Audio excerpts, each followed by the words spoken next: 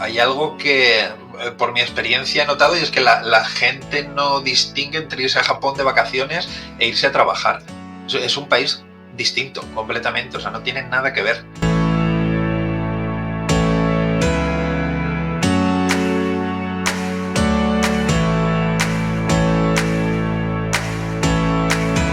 Hola a todos, soy Alejandra Cortizo y soy una de las profesoras y creadoras de los cursos de formación que ofrecemos en ACX Formación.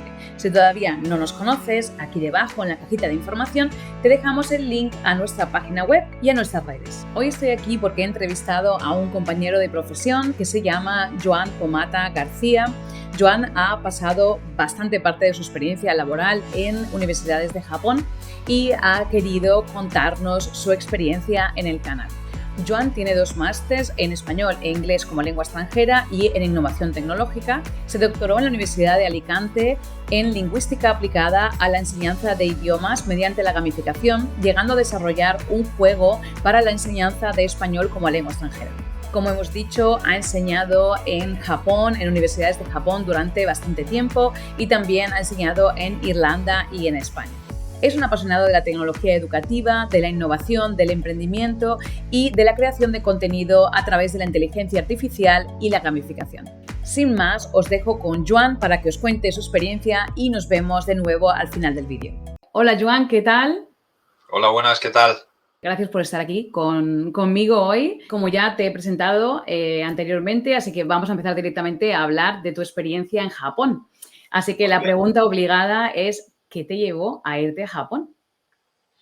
Pues me llevó un cúmulo de situaciones. Por un plano, en lo personal, a mí siempre me había interesado Japón. Me gustaba el manga, me gustaba la cultura, me gustaba la historia, había leído bastante. Luego comencé a estudiar un poco de japonés y por circunstancias de la vida ya había ido a Japón varias veces, pero cuando me fui para ya quedarme allí, en Japón, fue porque me fui con mi pareja, que es japonesa, y nada, y así llegué.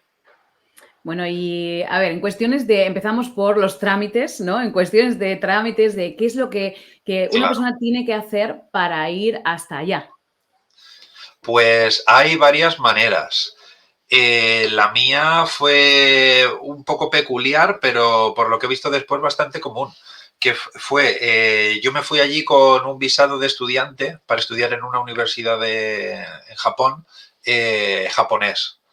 Allí me dieron creo que 1 año y 3 meses, por lo tanto tenía solo 3 meses para buscar otro visado o ampliar el visado de estudiante, pero claro, era más dinero y las universidades allí no son baratas. Y estudiar y al final conseguí el visado de matrimonio porque me había casado con mi mujer y no queríamos como usar esa carta, pero al final fue lo más fácil porque ese visado te permite trabajar de cualquier cosa. Por ejemplo, el visado de trabajador, si eres de profesor y además en Japón hay visado de profesor de academia, de universidad y de colegio e instituto. Mm. Por lo tanto, es muy, muy, muy limitante. O sea, Así que, solo puedes trabajar, digamos, ligado a ese sitio que te contrató. No exacto. puedes moverte de trabajo, ¿no? Es lo que... Claro, o te tendrías que cambiar el visado. No creo que hubiera problema en ese caso, si ya has estado trabajando un tiempo, pero sí, es bastante limitante. Así que no me saqué el visado de cónyuge, de japonés, Mm. y con eso ya pude trabajar libremente todo el tiempo que quisiera y en cualquier sector. Vale. Y, o sea, ¿es relativamente fácil el trámite o te costó llegar hasta donde tenías que llegar? Como dijiste, era la última carta que querías tomar, pero al final no te quedó más remedio. Entonces, imagino que la tramitación fue un poco más dura de lo que pensabas o no sé. No dura por el hecho en sí, sino por todo el papeleo que necesitas. En Japón siempre, en las noticias siempre sale que en Japón quieren abrirse y quieren internacionalizarse y que tienen muchos planes y presupuestos y tal, pero luego en la práctica es muy difícil dejar entrar a un extranjero legalmente. para Mm, trabajar. Por supuesto, para turismo no hay ningún problema. mm. Pero Y hay sí. mucho papeleo. O sea, hay que pedir, hay que hacerlo también por la embajada, una parte, por la embajada española, pedir ciertos papeles a extranjería, que que la que el cónyuge haga una firma de que, o sea, deje un documento escrito de por qué quieres ese visado, hay mucho papeleo y muy Mm. específico. Y es, ¿sabes? O sea, por experiencia con otros compañeros, a lo mejor que hayas hablado, ¿hay alguna diferencia entre, por ejemplo, gente, nos sigue mucha gente de Latinoamérica, hay mucha diferencia entre tú que eres español y gente que va de Latinoamérica a Japón, el de papeleo, visados, etcétera? No te puedo contestar 100% seguro, pero sí que he visto casos donde no cuadraba un poco lo que pedían con el resultado favorable o no favorable al conceder el visado. Por ejemplo, dependiendo del país de Europa, dentro de Europa, puede ser Italia, Francia, España, el visado de turista es distinto.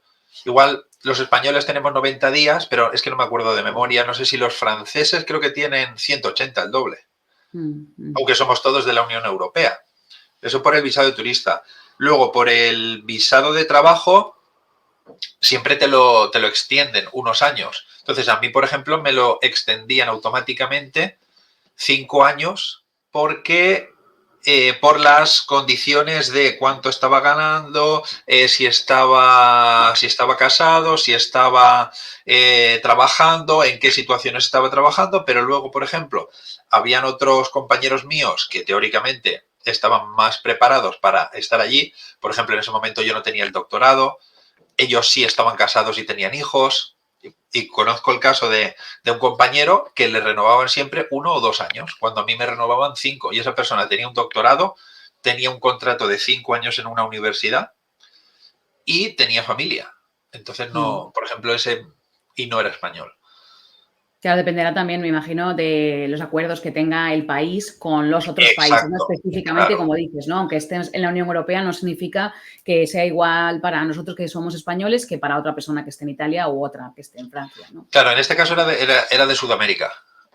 Claro, Sí. hay una Entonces diferencia. supongo que habrá ciertas diferencias de convenios que al final, por ejemplo, también en la residencia, pero al pedir la residencia permanente, que es paralelo a tener el visado, tú puedes tener la residencia permanente que te permite ya trabajar o no, independientemente de estar casado con un japonés y Mm, trabajar en lo que tú quieras.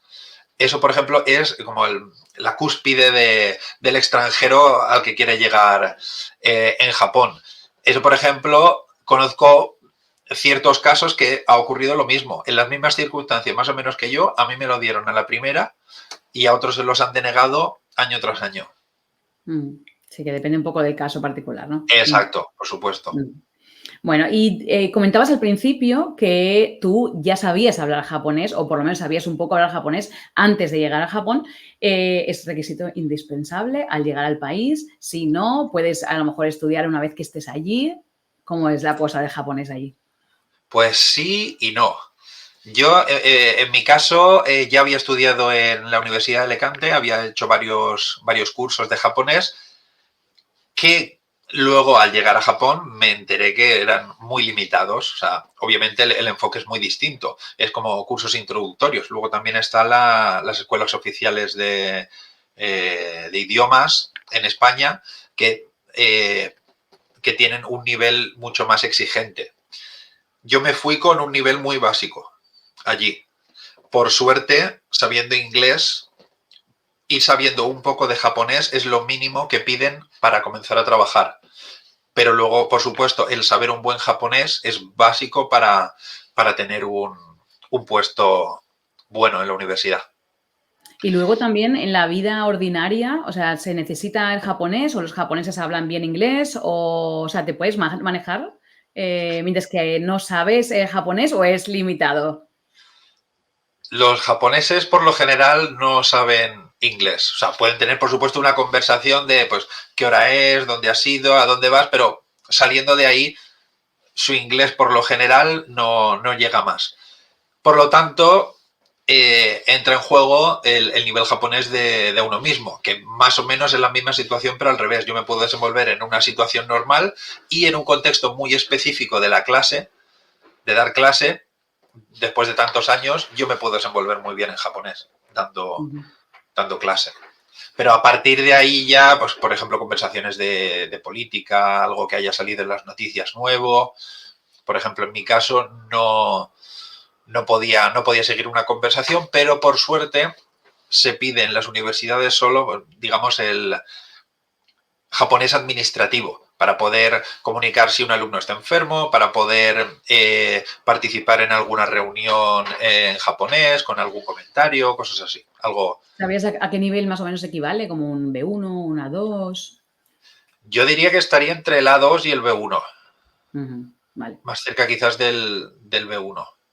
Vale. Y luego lo que nos ocupa, porque estamos en el canal de español como lengua Exacto. extranjera, ¿cómo llegas a ser profe de español allí? Pues por carambolas de la vida. Yo comencé, como he comentado antes, el curso en una universidad, el curso de japonés en una universidad. Más o menos después de terminar el primer semestre, vi que habían colgado en un tablón una notificación que buscaban profesores ayudantes de español para algunas clases. Me presenté, yo siempre soy muy lanzado para eso, mandé mi currículum, yo me lo tomé como si fuera un trabajo. Se sorprendieron en el departamento de que alguien hubiera mostrado tanto interés. Digamos que tuvimos una especie de cita o reunión, hablaron conmigo, me permitieron ayudar en algunas clases y a partir del trabajo que yo hice en esas clases vieron que no era cualquier nativo que llega allí y dice, sé español, voy a enseñar.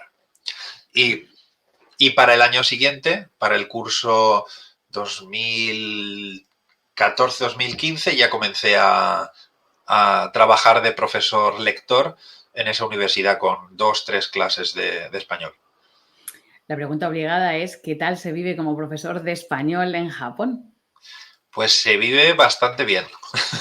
Sinceramente, un compañero mío lo calificaba como un oasis dentro del mundo laboral japonés, porque uno de los pocos clichés que tiene la gente sobre Japón es que se trabaja muchísimo, y es verdad. Se trabaja muchísimo en empresas. El comercial, incluso el administrativo, hace muchas horas. Las extras tienen una cultura de trabajo muy de comunión, de grupo, en el que a uno le sabe mal cogerse demasiadas vacaciones, o incluso las que le pertenecen, porque acarrea un trabajo extra para sus compañeros. Y ser profe de español, decías, es un poco un oasis, ¿no? Dentro de ese mundo Exacto. laboral japonés. Sí, porque hay, por supuesto, muchas categorías, ¿no? Está el profesor lector, el contratado X años, ¿no? Y el fijo, y el honorario. En mi caso, que era profesor lector, que me pagan por clases, si tú te mueves bien, puedes llenarte, digamos, la jornada con clases. Eso te da mucha libertad para un año, por ejemplo, pues, por ejemplo, situaciones familiares, pues has tenido hijos, te quieres sacar un doctorado, te puedes quitar unas cuantas clases y cuando lo termines vuelves a ponerte. Entonces, esas clases, al ser muy irregulares, que quiere decir que al curso siguiente igual no te renuevan esa clase, o te dan 2 más, o te quitan 2 más, eso se paga bastante bien por la incertidumbre, quizás. Por lo tanto, tienes mucha flexibilidad para hacerte tu propio horario, pagan bien, pero luego está el tema del transporte, que es un tema Que es caro, ¿no? importante. Exacto, porque Japón creo que tiene, es una barbaridad, 800 universidades para 130 millones de habitantes. Es, no sé si 10 o no sé cuántas veces más que España, es mucho, mucho más. Y por lo tanto, desplazarse hacia una universidad te puede llevar igual una hora y media. Yo iba a una universidad que tardaba desde la puerta de mi casa hasta la puerta de la universidad 2 horas. Haciendo transbordos en trenes, cuando llegas a la estación caminas, porque algunas están encima de una montaña. sí. O sea que es un tema aparte, nos daría para otro. Muy bien. Totalmente, totalmente. Pero en general es un oasis por lo poco que se trabaja en relación a un, por ejemplo, un comercial de una compañía grande en Japón y lo que se paga, el ser profesor es una muy, muy buena oportunidad. ¿Y qué tal son los estudiantes? ¿Cómo son los japoneses aprendiendo español? Los japoneses son muy, muy buenos, también muy quizás inocentes. Yo, por ejemplo, claro, daba a partir de 17, 18 años, que ya es la educación superior, que comienza hasta que lo dejan 21, 22, siempre hay algún alumno que tiene algunos años más, pero comparándolos con, por ejemplo, con los españoles, según mi punto de vista, los veo muy infantiles, por lo tanto, ellos se lo plantean como, qué bien, español, una aventura, vamos a aprender esto. Están muy motivados al principio, pero claro, luego no es tan idílico como se lo Mm. imaginan. Pero desde un primer momento, por ejemplo, sí que están muy motivados, por lo general.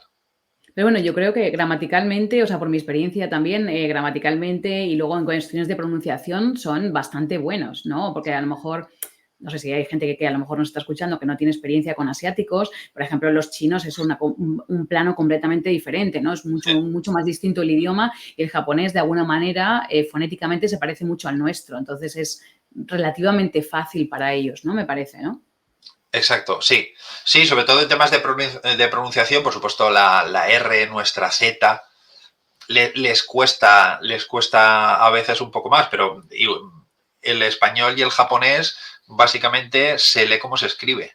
Mm, mm, Por lo tanto, eso ayuda mucho en temas de pronunciación.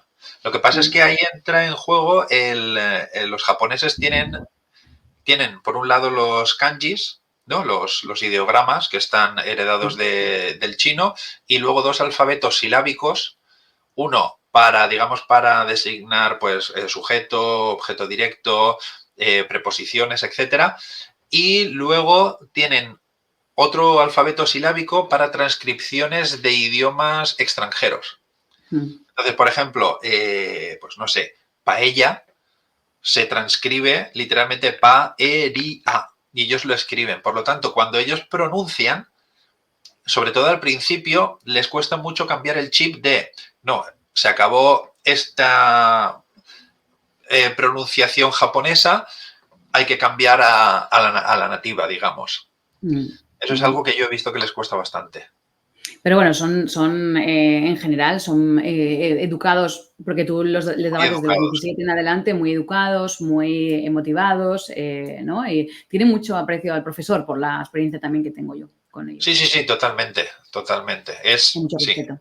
es increíble, es un gustazo, sinceramente. Estar allí, vienen siempre, además te tratan normalmente muy formal. Si sabes un poco de japonés, puedes distinguir cuando te hablan como de colegueo o te hablan muy en un entorno formal, como eres el profesor, estás por encima de ellos en un modelo lingüístico en ese sentido. Y la verdad es que da gusto sentirse tan apreciado. Y en cuestiones de los compañeros, los colegas, ¿hay mucha diferencia entre un profe nativo, o sea, le da importancia, o un profe japonés que enseña español? En un sentido literal, no. Pero, por ejemplo, en un sentido práctico del japonés, que tiene su propia cultura, por supuesto, yo sí que veo que los estudiantes japoneses tratan muy distinto a los profesores japoneses que a los profesores, digamos, nativos, ¿no? Los extranjeros. A ellos sí les exigen mucho más que a nosotros. O sea, Mm, el japonés está acostumbrado siempre a un trato exquisito, muy, muy, muy enfocado a satisfacer sus necesidades. mm, Eso, por ejemplo, a mí no me lo piden o al menos no me lo exigen de esa manera. Pero yo sí que he visto a muchos profesores quedarse después de sus clases a contestar preguntas de alumnos que también he tenido yo y que podrían perfectamente dirigírmelas a mí, pero preferían, y yo se las podría haber incluso contestado en japonés, o sea que eso no era una diferencia, pero preferían ir al japonés porque esperan ese tipo de trato. No, es tu trabajo y terminas hasta ahora, pero yo todavía tengo dudas. Como Mm, tenemos esta misma cultura, lo lógico es que te quedes y me expliques eso. Y eso, por ejemplo, a mí no me lo pedían. O sea, sí que hay una diferencia de trato, ¿no? En cuanto a trato, Sí, sobre sí, sí, todo. totalmente Mm, cultural, sí. mm. ¿Y cómo ves un poco la educación del español, ¿no? En la educación superior en el futuro? ¿Cuál es tú, en tu experiencia o lo que has visto o hacia dónde va, ¿no? Rápidamente pienso, por hacer un resumen, que Japón necesita espabilar.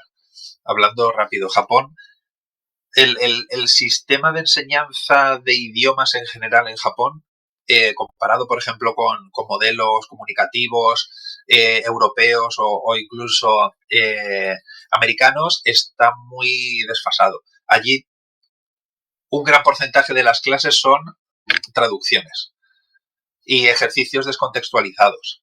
Entonces, Mm, claro, poco a poco la natalidad en Japón va bajando a ritmos vertiginosos, es una barbaridad lo que está bajando la natalidad en Japón. Tienen muchas dificultades los extranjeros para conseguir el visado, no lo ponen fácil. Por ejemplo, he visto algunas entrevistas que habéis hecho a un chico de Suecia, creo, y decía que tenían un visado express o algo así para ciertos tipos de trabajo que mm, necesitan ya. Eso Japón, por ejemplo, no lo tiene y desde luego necesita profesores nativos mm, porque por supuesto tiene japoneses, pero no podemos los nativos cubrir tantas necesidades y tanto cambio que mm. pueda haber. Eso poco a poco está llevando a una situación en la que baja la natalidad. Los japoneses se cansan, obviamente, de ese sistema tradicional basado en el profesor, de ejercicios descontextualizados, yo lo sé todo, haz los ejercicios del libro y te llevas otros 400 ejercicios para casa. Eso no va muy bien y poco a poco se están cerrando universidades, Mm. porque es un modelo que no se puede asumir. Y te iba a preguntar con respecto, ahora que has hablado de ese tipo de enseñanza, ¿no? Porque eso pasa también, nos ha pasado, o a mí también me ha pasado en otros países, como por ejemplo en el que estoy ahora, ¿no? Estoy en Austria y aquí esto de, ellos aprenden mucho con ejercicio, ejercicio, ejercicio, ejercicio y a veces cuando te sales un poco de la norma, sobre todo mis clases yo doy clases a adultos, nada que ver con la educación formal, como estabas tú, ¿no? Yo estoy en la universidad, pero en clases extra, vamos a decir, ¿no? Sí. Entonces, tengo muchos jubilados, tengo gente más o menos desde los 30 hasta los 80, cualquiera, pero sí es verdad que hay algunos, los jóvenes lo reciben mejor, pero los mayores un poco como que esperan que la clase sea el profesor siguiendo el libro al pie de la letra, ¿no? Y cuando te saltas algún ejercicio, como que hay uno que entra en Ah, cortocircuito. Entonces, un poco, esa era la pregunta, al tú comentarme que más o menos en Japón es un poco similar, ¿qué pasa cuando quieres innovar, ¿no? Cuando, sobre todo el profesor de español, creo que hoy en día estamos todos muy al día, estamos estudiando todos mucho para que la clase sea distinta, para que sea amena, para enganchar, y a veces cuando te encuentras ese tipo de sociedades tampoco te deja, ¿no? Es un poco que choca con lo que nosotros estamos intentando hacer, ¿no? Entonces, ¿cómo lo reciben de tu parte y cómo te has encontrado tú al intentar a lo mejor hacer algo o no has podido y has tenido que seguir ese tipo de enseñanza que ellos te exigían, ¿no? Desde el país. pues he vivido un poco todo tipo de situaciones. Los japoneses en general, al menos al principio del curso, tiene una mentalidad muy cuadriculada de vamos a tener un libro y vamos a hacer estos ejercicios y va a ocurrir esto de esta manera. Personalmente a mí me gusta mucho innovar, si ha salido algo lo voy a probar, a ver qué tal, me ha funcionado, pues sigo desarrollándolo, ese tipo de metodología o de recursos, voy mucho por lo digital y claro, las primeras semanas es un shock para muchos de ellos y a algunos no sé, les parece todo el curso muy raro porque yo, por ejemplo, usaba escape rooms para exámenes, usaba, por ejemplo, muchas actividades de memes porque trabajamos imágenes, todo, ¿no? El sistema cognitivo, ¿no? Asociar una imagen a un mensaje, los signos, todo eso, a ellos les parecía como que no estaban en clase, que estaban como una especie de actividad cultural, lingüística rara, pero poco a poco sí que lo comentaba al principio de la entrevista, que sí que les veo muy abiertos cuando cambian el chip y de, esto no es una clase con un japonés, esto es una clase con un profesor nativo. Por lo tanto, vamos a abrirnos. Nada, bueno, o sea que lo reciben, más o menos les cuesta un poco, pero lo reciben Les bien, cuesta un ¿no? poco al principio, sí, pero después sí que lo suelen aceptar muy bien y al final les encanta. Y luego, claro, vuelven a, venga, ¿cómo se traduce esto? Aprenderos 300 palabras para la semana siguiente. Y como, pues yo prefería la escape room el año pasado, claro. Bueno, pues creo que no me queda nada más, o por lo menos creemos que hemos cubierto casi todas las bases o lo que nosotros pensábamos preguntarte. No sé si hay algo más que te gustaría añadir, que a lo mejor a la gente que nos está viendo le interesaría saber sobre tu experiencia o sobre Japón en general o la enseñanza de español allí. Pues podría comentar un par de cosas. Por ejemplo, que hay algo que por mi experiencia he notado y es que la gente no distingue entre irse a Japón de vacaciones e irse a trabajar. Es un país distinto completamente, o sea, no tienen nada que ver. Tú puedes tener tu tiempo libre, por supuesto, cuando sales de trabajar, pero si trabajas de profesor tienes que hacer clases, tienes que corregir. Es una carga muy importante. Algunos amigos o gente que me ha contactado a través de las redes sociales a veces que sabía que yo estaba allí y me preguntaba, oye, ¿cómo puedo llegar allí? Como el mero hecho de que me contactes a mí primero para preguntarme directamente cómo llegar allí y no haber leído blogs, no haber visto vídeos de YouTube en lo que lo explican todo. Explican cómo conseguir las maneras que hay, porque hay algunos accesos a la universidad con contratos de 3 años a través de algunas universidades de España. Creo que la de Salamanca tiene una con la Universidad de Estudios Extranjeros de Kioto, que es muy bueno. Al hacer el máster de L, seleccionan a un estudiante para que se vaya allí 2, 3 años a dar clase. Eso es una oportunidad magnífica. Mm. Luego, algunos piensan que sabiendo japonés pueden llegar allí y hablar perfectamente japonés. El japonés que se enseña aquí no es lo mismo. Y luego prepárate para ser hábil con la documentación, con presentar a necesitar esto. Luego igual te llaman de extranjería. Oye, no has puesto dónde vives, tienes que moverte a un nivel administrativo bastante bien. O sea, no Vale, es, o no sea es que tan idílico como se puede. Lo siento mucho por romper muchas burbujas y muchos globos, pero es otra vida. Hombre, es como, creo bueno, yo también contaba en una entrevista que tenemos en el canal, que yo estuve en Canadá y evidentemente para mí fue relativamente fácil porque me pasó un poco como a ti, fue mi marido quien consiguió el trabajo primero, entonces yo fui como esposa de, entonces yo conseguí el visado de esposa y yo tenía un visado como tú, abierto. Entonces, para mí fue sencillo, pero yo recuerdo cuando estaba allí, incluso los españoles que conocí me decían qué suerte has tenido, ¿no? O sea, suerte y no, porque evidentemente todo esto hay que trabajárselo, hay que conseguirlo, Claro, suerte no hay, sobre todo para mudarse a un extranjero, creo que es principal decirlo, no hay suerte. Hay trabajo detrás, hay mucha burocracia, y luego, imagino que como a ti, shock cultural, imagino brutal también, sobre todo tú, aunque totalmente. ya conocías esa cultura, pero el shock cultural no te lo quita nadie, por más que estés al lado de tu casa, ¿no? Claro, y más en mi caso que yo sí, digamos que tenía acceso de primera mano a familias japonesas, que es la familia Mm, de mi mujer.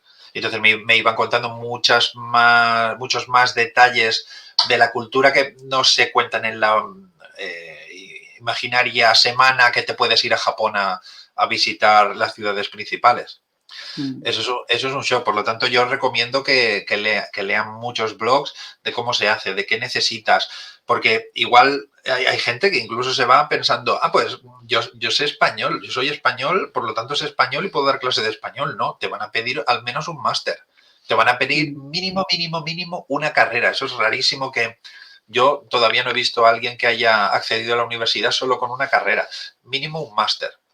Y luego puedes saber japonés mejor o peor, puedes saber inglés mejor o peor. Eso ya para crecer va bien, pero al menos para acceder tienes que tener algo. Por ejemplo, yo recomiendo la opción que yo intentaba al principio, ir de estudiante, con visado de estudiante, y mientras, nada más, pisar el Japón, comenzar a buscar trabajos, hablar, oye, ¿tú me podrías hacer un contrato para el año que viene? A mí me gustaría participar en congresos, en charlas. Hay asociaciones de hispanistas. Ahí están. A través de esas charlas, de esos congresos, que yo también hice talleres, fui abriendo mi oportunidad laboral. Me fueron llamando de otras universidades. Hay que moverse mucho, tanto en España como en Japón. Es mi recomendación. Y luego lo que dices también creo que es interesante, ¿no? Lo de la visa de estudiante es algo que se puede hacer en muchísimos países que no pertenecen o a la Unión Europea, o en caso de Latinoamérica, pues que no están dentro de Latinoamérica, que tienes que pedir el visado para irte en Canadá, Estados Unidos, etcétera. Un visado de estudiante siempre es interesante porque además pruebas si te gusta, porque la vida... como claro. tú dices, la idealizas y de repente llegas allá y dices, no es lo que me esperaba, ¿no? O es algo distinto. Pues la vida de estudiante está muy bien, ¿eh?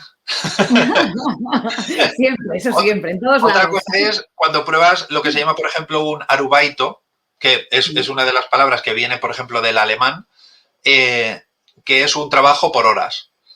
Y entonces, claro, allí ya ves que hay un nivel cultural y un nivel empresarial y una exigencia incluso para ser camarero que yo no he visto eso en España.